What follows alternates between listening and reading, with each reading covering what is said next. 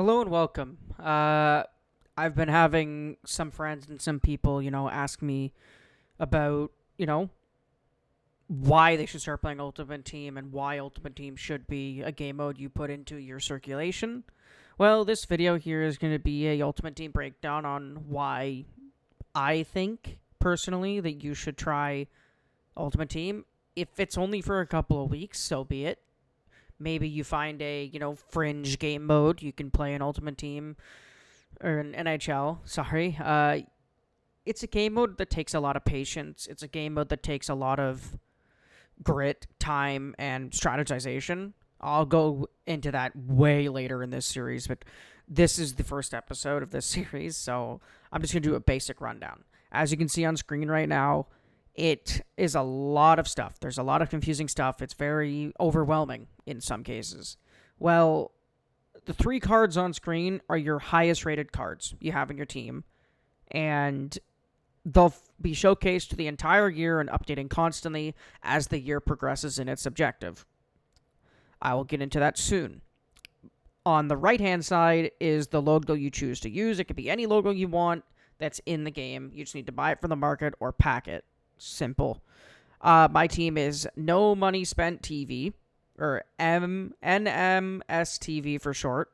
I am currently 1,516, 1,516, and 6. I've been playing the game since October 25th, and I have proof because that Connor Garland card in the middle of the 2 says date issued.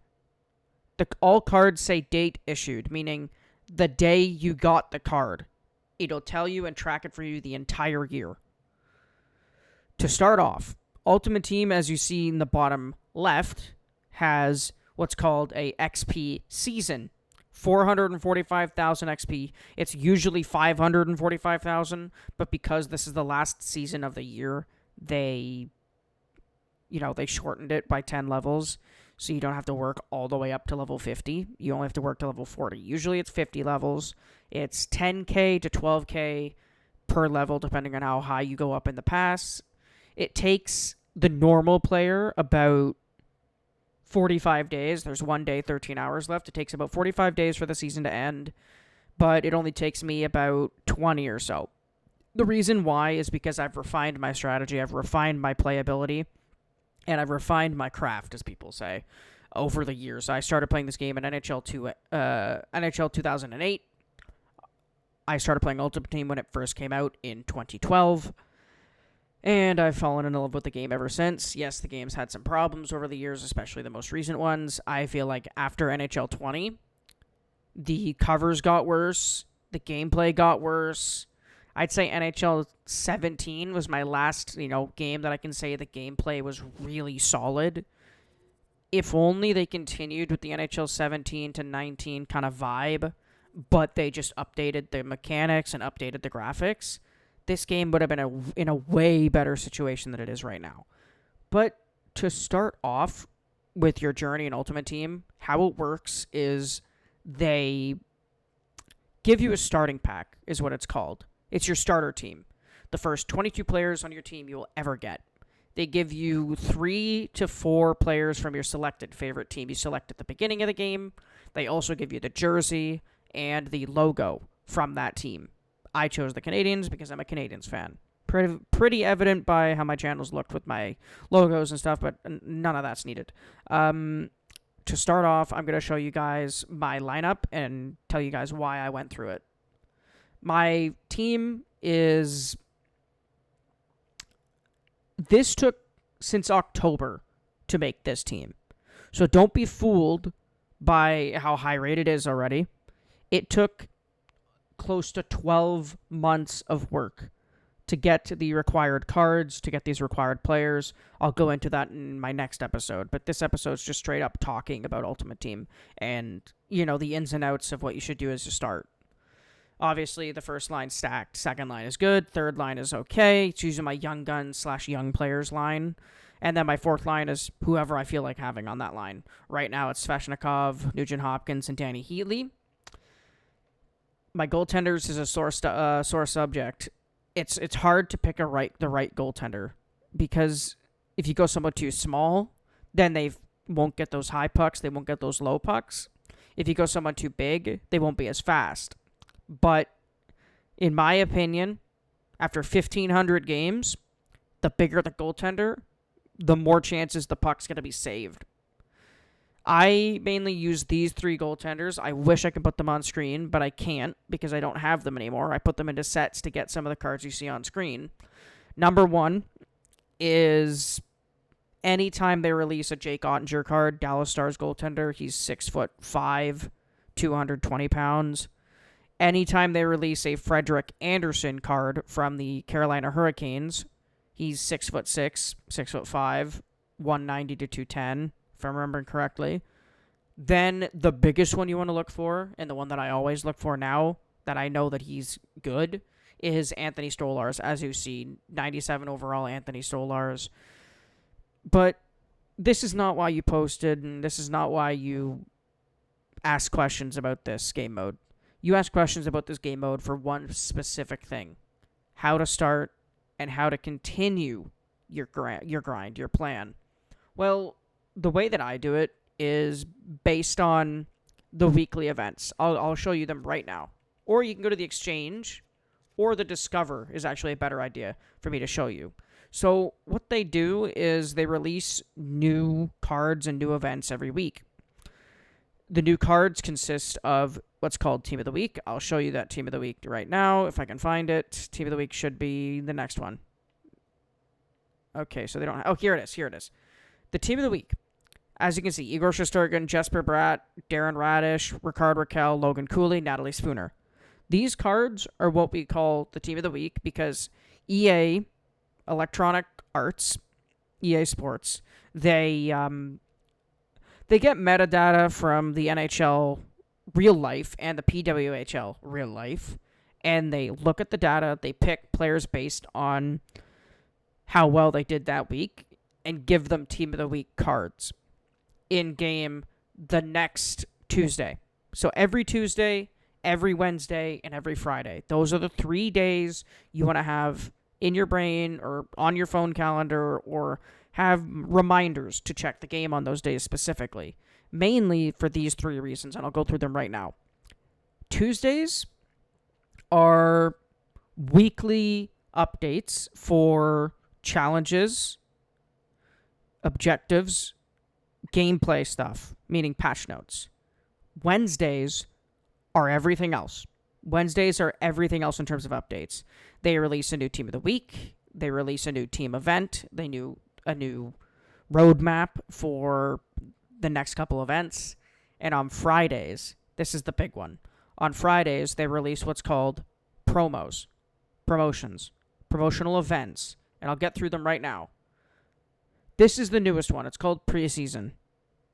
And it's basically, EA goes through all their data and goes through everything for the upcoming season and picks a list of 22 to 44 players that they feel will have a breakout year the next season, meaning the season coming up, because it is the off season right now, this October.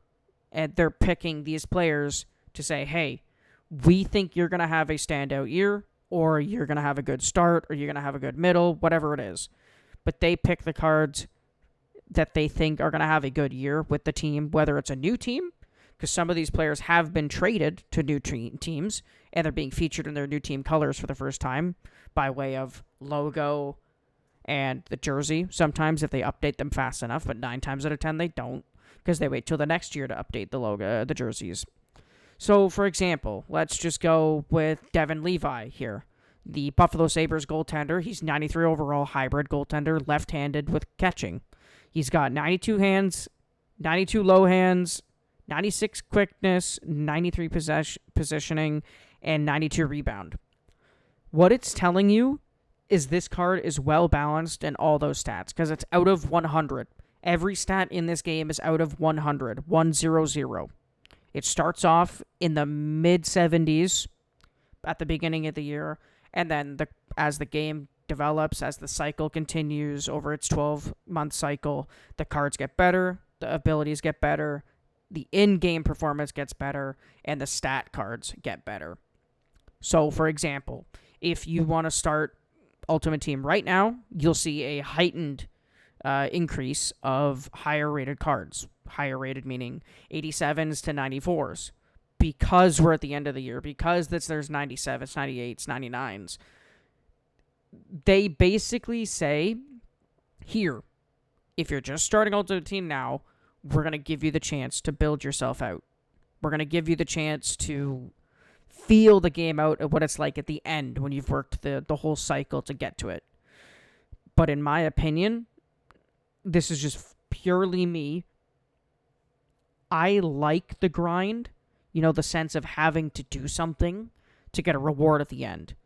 For me, starting out day one, October 15th is the average day they release these games every year. Say October 15th, 1 p.m. Eastern to 5 p.m. Eastern is usually that window of where they release their games. You hop on the game. First thing you do, go on YouTube, look at settings videos, figure out what you want to do, figure out what kind of thing you want to start first, whether it's franchise mode, whether it's be a pro, whether it's World of Shell, and Ultimate Team. I always focus wholly on Ultimate Team for the first week or two, maybe the first month. Just get Ultimate Team started, get a base team so you can figure out what you want to do, and then after that, you can go to the other game modes. The biggest thing you want to know with Ultimate Team is, yes, it sucks. Yes, it's going to be a grind. Yes, it's slow in terms of content. But that's by design, people. That's by design. They want you to have to tediously grind through stupid challenges to get lackluster to somewhat good rewards. Because it teaches you the ability of patience to wait for better events, wait for better promos, wait for better things. The way I play it is I have an idea of what I want before the game even drops. Like, I'm talking while I'm still playing the previous game.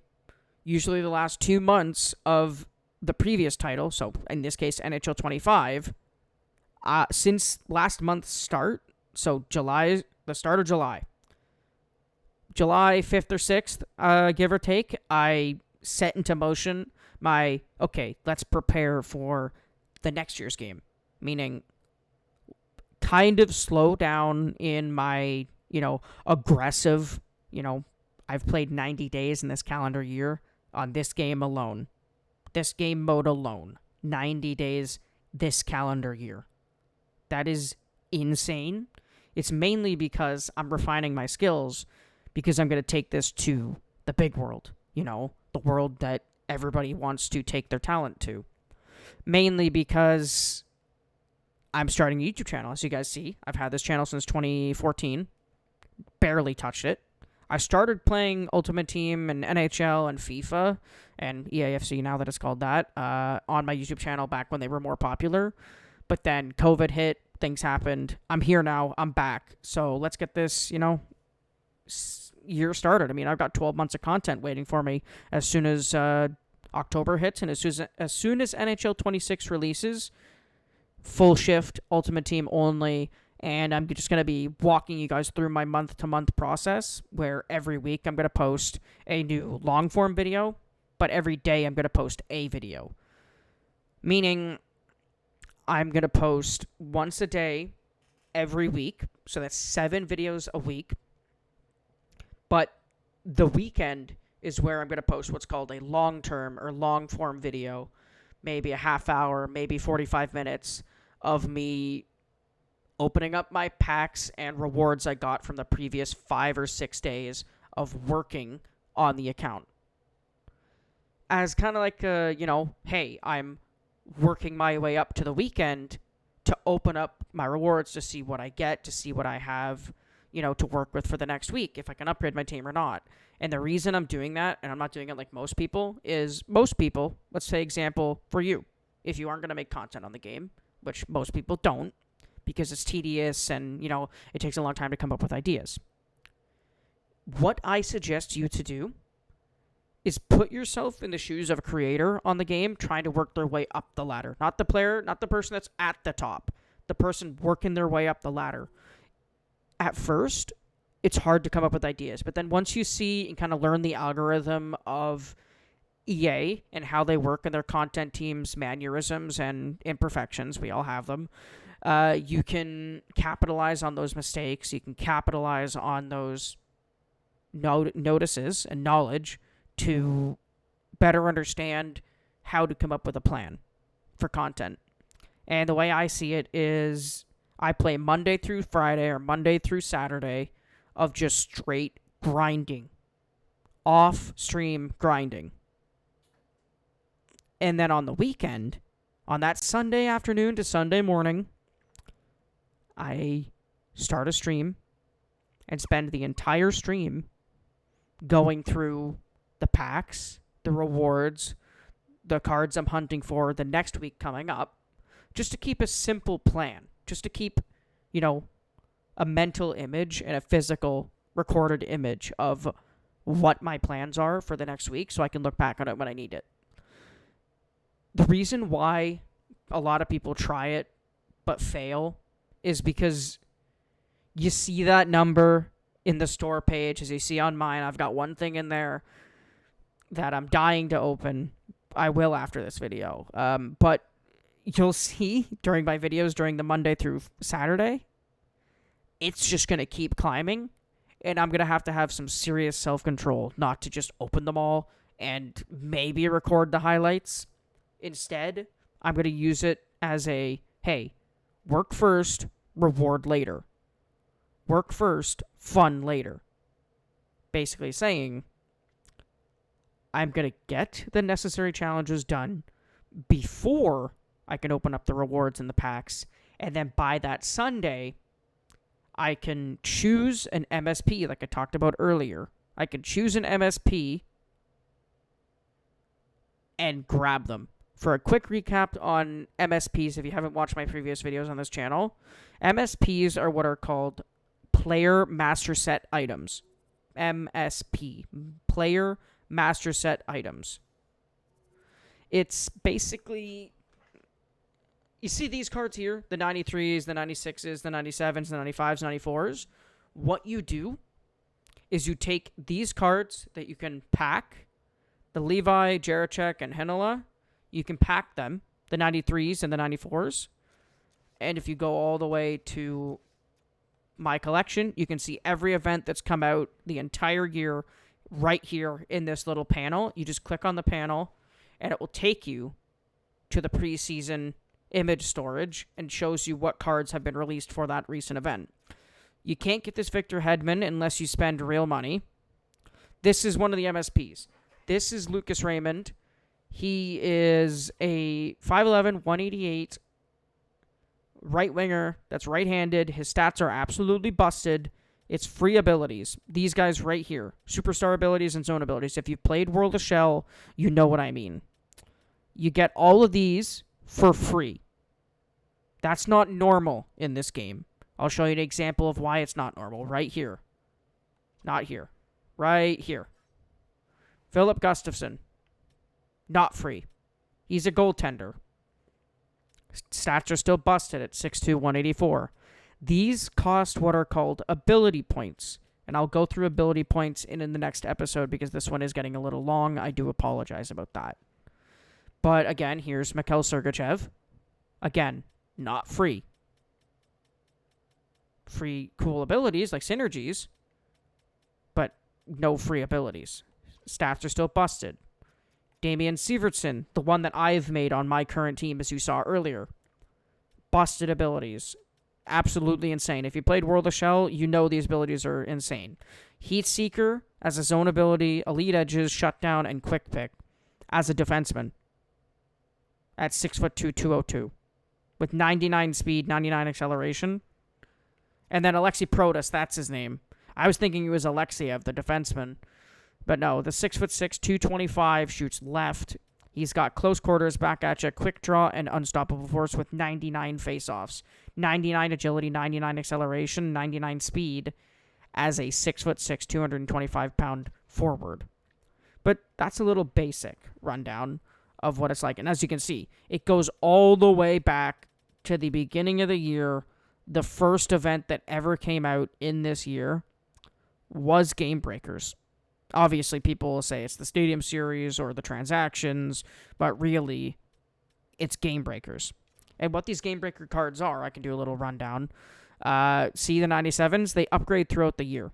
Meaning, if a player in real life gets a crazy highlight, a crazy goal, a crazy night, whether it's multi-goal game, they get what's called a Game Breakers card released every Tuesday. It's a new card or a new team of cards, a new 8 to 10 roster team of these new cards. They pick 8 to 10 players that have a crazy moment in one of the games in the week, and they give them a card for the entire year.